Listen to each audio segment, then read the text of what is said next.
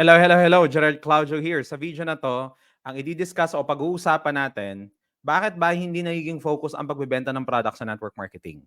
Kung napansin mo, now, I'm not saying everyone, but generally speaking, bakit kaya kapag kapag nag-join ka sa network marketing, walang binibigay na strategy o tactic para ibenta yung products mo? Majority of the time, ang sasabihin sa'yo is gamitin mo yung product mo. Ano yung opinion ko about it? This is my personal opinion as a network marketer for 10 years, and I hope ma-shed light ko sa inyo ito, no? Now, the reason for that, okay, straightforward answer ko to. I believe isa sa mga dahilan kung bakit madaming mga sistema sa network marketing hindi nagfo-focus sa pagbebenta ng products is because maliit kasi ang margin ng income sa pagbebenta ng products eh. Nakuha nyo?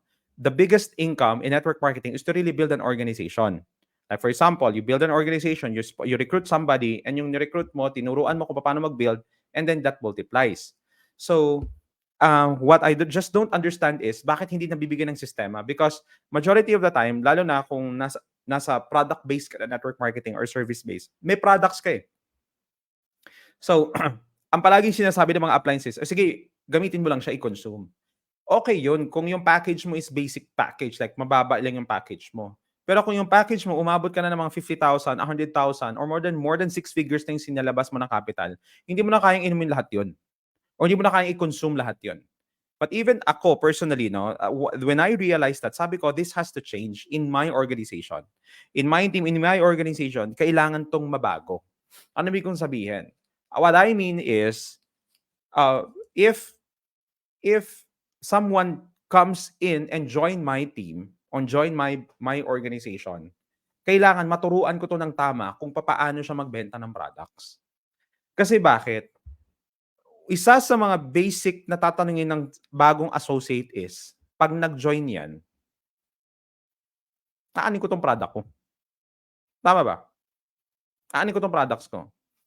Now, pagpasok kasi usually, ang sasabihin sa kanila, "Ito yung sistema natin. This is how we build it. Ito yung sistema ng pagbe-build natin ng organization." So magfo-focus ka sa recruiting, gamitin mo yung products para magkaroon ka ng product testimony. Tama 'yun. Pero personally sa akin, there has to be ratio. So kung sabihin natin 80% of your product ibenta mo, 20% gamitin mo. Yung 20% is sufficient or enough na 'yun na makapag-create ka ng testimony. Imagine mo meron akong isang kakilala na nag-reach out sa akin, that was several years ago, 2 years na or 2 years ago. Hindi dito sa page na 'to, dun sa isang page ko. 2 years ago. Ang sinimulan niya na capital sa network marketing niya, kung hindi ako magkakamali, nasa 300,000 or 400,000 pesos. And ang sinabi lang sa kanya ng apply niya, gamitin yung products. Sabi ko, that's a little bit strange kasi paano mo gagamitin ng 300,000 na stocks? Tama ba? O ito, tanggalin natin yung pagka-network marketer natin. Okay? Tanggalin natin yung pagka-network marketer natin. May products ka na worth 300,000. Ano yung unang papasok sa isip mo? 'Di ba benta mo? Kasi bakit? Kasi ang goal mo mag-return of investment. Hindi mo mauubos 'yon. Now, kung ang sinimulan mo lang maybe may mga ibang mga packages na 8,000, 6,000 or 5,000 gano'n, even nga 'yun, eh. Magtira ka para may customer ka. So, if you would ask me, kailangan bang ibinebenta yung network marketing product? Straight answer, yes. Pero 'wag mo siyang isipin, ito yung gusto kong suggestion sa inyo 'no, 'wag mo siyang isipin na nagbebenta ka. Gamitin mo yung product na yon parang pang-prospect mo. Ha? Ano ibig mong sabihin na gamitin yung product pang-prospect? What I mean is, ang ibig kong sabihin, ah, maliit man yung margin ng income mo 'pag nagbenta ka, pero kung effective yung product ng company ninyo ha, kung effective yung product ng company ninyo, most probably, sabihin natin may 10 kang naging customers. Sa 10 na yon, do you think possible may 50% repeat order yun after 2 to 3 months or after a month? Depende sa product na binenta mo sa kanila. Absolutely. Tama. So which means, tataas ba yung belief nila dun sa company na kine-carry mo? Absolutely. So ibig sabihin, maliit man yung margin mo doon, pero this is what I don't call it selling product. I even tell them na eto customer expansion natin. Ibig sabihin, you have to make sure na itong product na 'to will be put in the hands of people. I'm not saying you give it for free. Hindi ako sasa-suggest ibebenta mo siya ng libre. Okay? Hindi ako naniniwala do'n unless kung super close mo, nanay mo, siyempre benta mo, ibibigay mo. Pero ibibigay mo ng libre, hindi ako isa-suggest. Kailangan meron kang ROI. Kasi bakit? 'Pag binigay mo ng libre yan, most probably hindi nila ma-appreciate yan, eh. Most probably. So, kailangan merong give and take. Or kahit na for example sa ibang ano, kung gusto mo man, at least yung shipping ipa-handle mo. Kailangan may ma-shell out siya. Or otherwise, maghanap ka ng ibang customer. Kasi nga, gusto mo nga ng customer, di ba? So, expanding of customers yon. So, kailangan nagbebenta ng products. Hindi pwedeng itenga mo yung product na sa bahay ninyo. Which I think, yun yung weak usually sa mga network marketing systems. And I think yun yung ina-accuse ng mga anti-MLMers, eh, na sinasabi nila, "Bakit puro kayo recruiting scam kayo kasi hindi kayo nagbebenta ng products?" Sa direct selling walang gumaganon kasi sa direct selling massive selling yun, eh, 'di ba? And then they're living through discounts. Kung depende kung anong klaseng package or distributorship, regional man, city man o gano'n, 'di ba? Pero sa network marketing kasi, kailangan nagbebenta tayo ng products. You don't look at it, "Ano ba, kaya nga ako nag-network marketing kasi hindi ako magbenta." Hindi yun, eh. Kaya ka nga nagnegosyo, eh. Ang negosyo wala ano ba kahit naman hindi ka magbenta ng product mo, binebenta mo rin naman yung package or opportunity sa iba. Pagbebenta pa rin naman yun, eh. So, kailangan mo lang maaral kung paano talaga binebenta. Kaya yan yung tinuro ko dito sa course ko actually, 'no? Kung paano merong isang strategy or tactic, 'no? Actually, dalawang tactic or strategy ata 'tong tinuro ko dito, eh, sa course na 'to, 'no? Kasi I want people to understand that selling your product is very, very powerful sa business mo. Don't ever think that this is counterproductive. Another thing I think na bakit ayaw pinapabenta yung products kasi nade-defocus yung time sa pagre-recruit. Well, personally sa akin, as an upline, ang suggestion ko diyan would be, kailangan mai-direksyon mo na ng tama yung mga lead, yung mga associates mo. Ibig sabihin, ano ba yung magiging activity nila? Kasi 'pag clear sa kanila yung activity nila for the day, gagalaw yan, eh. Gagalaw yan. Pero kailangan turuan mo sila kung papaano. 'No, so it took years na nasabi ko, bakit nga pala 'no, bakit walang binibigay na script or strategy sa amin kung paano i-move yung product. Majority of the time sinasabi is gamitin, 'di ba? And kung may binibigay man na strategy, parang alam mo yun, parang napaka-vague, ha? Ano yung ibig sabihin nun? Parang hindi ko magets, ba't ganun yung sinabi? Alam mo yun, yung mga ganung style. So hindi ko magets, 'no? So sinasabi ko 'to sa inyo kasi I want you to stay conscious into it.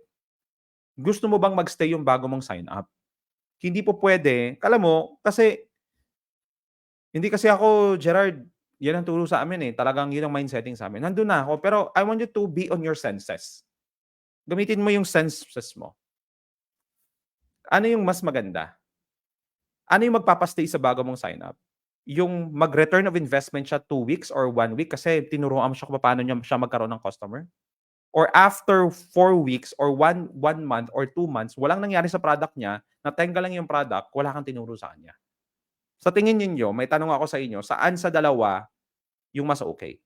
I would rather go with the first. I would rather go with the first. Tama ba? Right? I will build my business that way. I'm not gonna build my business where people in my organization hindi na move yung product kasi wala akong naturong tamang sistema sa kanila.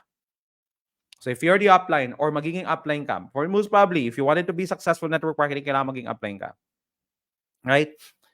If you want to be an upline or magiging upline ka or upline ka na right now, create a system where your team could share the products. Now, so paano naman yung recruiting namin yan? Baka makalimutan namin, nag-direct selling na kami. Dito papasok yung tinatawag na ratio. Sinasabi kong ratio is 20%, 80%. Ibig sabihin, o kahit mag 30%, 70% of your time ka. Ibig sabihin, a small chunk of the percentage of your time should focus on selling and 70 to 80% should focus on recruiting or sponsoring. Okay? So yun yung magiging percentage mo ng pagbibuild. Nakuha ba? So, kailangan mino-move yung products. Actually, sobrang powerful nun, eh. Sobrang powerful ng gano'ng strategy, 'no? And isang bagay pa 'no, isang bagay pa na na-realize ko, nagulat ako dun sa company policy namin na sinabi, "Wag magpapaano, wag magpapa 'wag magpapa-repeat order sa sign up mo or sa associate mo kung hindi niya pa nabenta 80% ng product niya." And I was wondering bakit. And nung tumagal na ako sa network marketing, it makes a lot of sense yung policy na 'yan. Kasi may mga companies na nagpapa-repeat orders. Which is ako, wala akong problema dun, eh. Kasi products kailangan naman talaga nagre-replenish ka ng products mo, 'di ba? So, pero kailangan nagmo-move, gumagalaw. Hindi puwedeng nagshe-shell out, 'no? Kailangan nanggagaling siya sa mga customers. Kasi otherwise magtatambak talaga yung products, eh. I don't know kung napapansin niyo every single time na merong mga success stories, majority of the time kasama sa success story yung tambak na products. Tama? I don't know kung napansin niyo 'yun. 'Di ba, usually kung success story ng mga from saan sila before, ano yung struggle nila sa network marketing simula sila hanggang ngayon, 'di ba palaging part yung tumambak yung products. So, nai-inspire ako dun. Na-inspire ako mapakinggan yun. Oh, I'm not saying hindi ako na-inspire. Ibig sabihin nahanapan nila ng paraan which is good. Pero it kept me wondering, sabi ko, bakit gano'n yung nangyari? Kasi not everybody has the natural or the skills nung nagsimula sila sa network marketing, may selling skills sila. So, an effective onboarding system sa iyong team, kailangan tinuturo kung paano talaga mag-share ng products. Hindi mo pwede na wala. Okay? Point of view ko yon. Okay? Ngayon, nakikinig ka sa akin, kay iba't ibang network marketing company tayo dito. Nakuha niyo ba? Kung hindi nag-a-agree yung system ninyo about it, wala akong magagawa do'n, sa inyo yon. Okay? Pero sa iyo na lang na nakikinig sa akin, tanggalin mo yung pagka-network marketer mo, ano bang dapat gawin? Tama ba? Tignan mo na lang yun, ano ba yung dapat na gawin? Ano yung tamang gagawin sa situation na yun? Hindi dahil sa'yo yung hindi yun yung binasa sa'yo. Melody DS, hello. Mel Marundan, hello. Kurt Lovig, Narzo, hello. GP Umbak, Joan Gayo, magandang araw sa inyo. Kamusta po kayo? I hope you guys are doing well. I'm happy to have you here. If you find value, by the way, sa pinakikinggan ninyo, pa-click yung share, no? Click yung heart, tag niyo mga kaibigan niyo dito. Okay? So, that's one thing I wanted to emphasize tonight. Ba? So, kasi imagine niyo 'to, sobrang challenge kasing sobrang challenge na um, mag-recruit ka minsan, lalo na kung iniisip mo, "Paano ko gagawin 'tong product?" 'Di ba? Sino dito lalo na kung bago ka, hindi mo alam kung ano yung una mong gagawin, lalo na kung yung nilabas mo na package is yung pinakamataas na package, 'di ba? How are you going to share this product to them? So, there has to be a system and strategy to it. Now, iba naman yung tinuruan ka hindi ka gumalaw, magkaiba 'yun. Okay? Iba yung tinuruan ka na ng sistema pero hindi ka sumunod sa sistema, ibang usapan 'yon. Right? So, kasalanan mo 'yon. Okay? Tinuruan ka na, may sistema na, hindi ka pa gumalaw. So, it's your personal choice. Kasi success is a personal decision, eh. 'Di ba? Success is a personal decision. Nobody will make that decision for you other than ikaw mismo. Nakuha niyo, agree ba kayo do'n? So, success is a personal decision. So, meaning to say, pero kung walang sistema, find a way na mag-create ng system. Lalo na kung applying ka. My solid suggestion for you. Nakuha ba? Right? I hope you're learning. Type your learning sa my comments, no? This is just a fair reminder for all of us. Gusto kong ma-enjoy yung network marketing business ninyo. And most of the time, one of the things that stresses people out in network marketing is because of this topic. And walang nagdi-discuss nito. Tama? Kasi people want you to focus on recruiting. Now, may isang way pa kasi kung bakit, no? If you're an upline and nakikinig ka ngayon sa akin and you're not agreeing what I'm saying, I believe ito yung mindset mo. Kung hindi ko man mabawi sa pagbebenta ng products, yung kinapital ko, babawiin ko siya sa, anong tawag dito, babawiin ko siya sa commission ko. That would be a good another strategy. That's a good strategy. I'm not saying it's a bad strategy. I'm not saying it's a bad strategy. Pero kasi, bakit ko kailangan kunin yun kung tuturuan mo ako ng tamang strategy na simple na kaya kong magawa, bakit ko kailangan galawin yung commission ko? That's my personal opinion about it. Okay? I'm not saying it's not gonna work because there are people who are doing that. Lumaki yung organization nila. Pero medyo stressful lang yun. Diba? Medyo stressful lang yun, guys. Maniwala kayo sa akin. Believe me. 10 years in network marketing. I've seen every single bit of strategies of people. And one time may nag-approach sa akin just Saturday. Saturday. Minessage niya ako weekday, hindi ako nag-message siya kasi ang ginawa niya cold message. Sabi niya, "Oh, join ka sa company namin, ganito, ganito, ganito." Sabi niya sa akin. So hindi ako nag-message. Kasi parang pinark ko muna siya kasi parang feeling ko, later kita ano, no. So, minessage ko siya, yung guy. Kasi this guy is nire-recruit niya ako. Kasi sabi niya active daw ako, dumaan daw yung video ko sa kanya and whatever. So, sabi ko sa kanya, "Okey lang ba magtanong?" So, um, sabi niya, "Yes." So, tinanong ko siya, ilan yung mini-message mo na cold messages in a day? Sabi niya mga 5 to 10 daw. Tapos As in, ito yung guys, yung cold message na diretsahan, Talagang minessage niya lang ako agad. Gano'n yung ginawa niya. So, kasi ako may strategy kasing how you do it, eh. Part rin yun ng course, ng Pinoy Network Marketer Success Blueprint. Part ng course yun, 'no, kung paano siya kaya tinatanong ko siya, sabi ko, "Sino nagturo sa'yo niyan?" Sabi niya, sa kanya lang daw. Tapos he's starting to pitch yung strategy niya. Sabi niya, "Anyway, kung gusto mo mag-join, sabihan mo lang ako kasi hindi mo kailangan maglabas ng capital, ako muna yung magbayad sa'yo." Yun ang sabi niya sa akin. And diniretso ko siya, out of concern yun. Pero I believe na natamaan yung ego niya, eh. Sabi niya sa akin, um, sabi ko sa kanya, hindi hindi tama yung hindi, I think ang suggestion ko, iwasan mo yun sa sunod, 'wag mong i-pitch yan yung ganyan. Kasi baka ma-stress ka lang. Ngayon sabi niya, "We agree to disagree." Yun ang sabi niya sa'kin. Well, we agree to disagree." Gano'n yung sabi niya. Parang hindi, sabi niya, kanya-kanya tayong diskarte. Okey naman siya, alam mo, hindi niya naman ako binash. Pero alam mo yun, parang kanya-kanya tayong diskarte. So yung last message ko sa kanya ganito, sabi ko, "Wala naman akong problema dun," sabi ko. "Pero 'wag kang magdadalawang isip na baguhin yung strategy mo kung tambak ka na sa credit card debt, tambak yung products mo, stress ka sa mga downlines mo na ikaw yung nagbayad nung pumasok sila,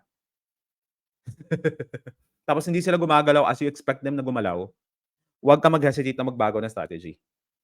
So, bakit ko sinabi yun? Because there's so many strategies in network marketing na akala nila bago. Sabi ko sa kanya, hindi bago yan. Don't ever feel like, "Oh, I figured this out." Nobody figured. Sa tagal ng network marketing, do you think may nag-figure out nun? Gawin ng tama ang network marketing. I want you to enjoy your income. I want you to enjoy your business. I want you to enjoy because really enjoyable siya. Pero ito yung mga strategy minsan na pumapalya na hindi na pag-uusapan. So, kung nakikinig ka sa akin, I want you to open your senses. Either mali ako, wala akong problema dun. Pero kung nakikinig ka ngayon sa'kin, tama ba yung sinasabi ko on yours, in your own lang. Wag mong isipin na network marketer ka, in your own, tama ba yung sinabi ko? Hindi. Tama ba? Because I have a concern with you guys. I want you to enjoy network marketing. I want you to I want you to fall in love with building your organization. But we have to change this. Yun lang naman for me. If you find value into this, click yung heart, click yung share. Mamaya type nyo replay kung replay. You guys are all amazing. Magpalaki tayo ng organization, i-build natin ng tamang network marketing natin. God bless. Bye-bye.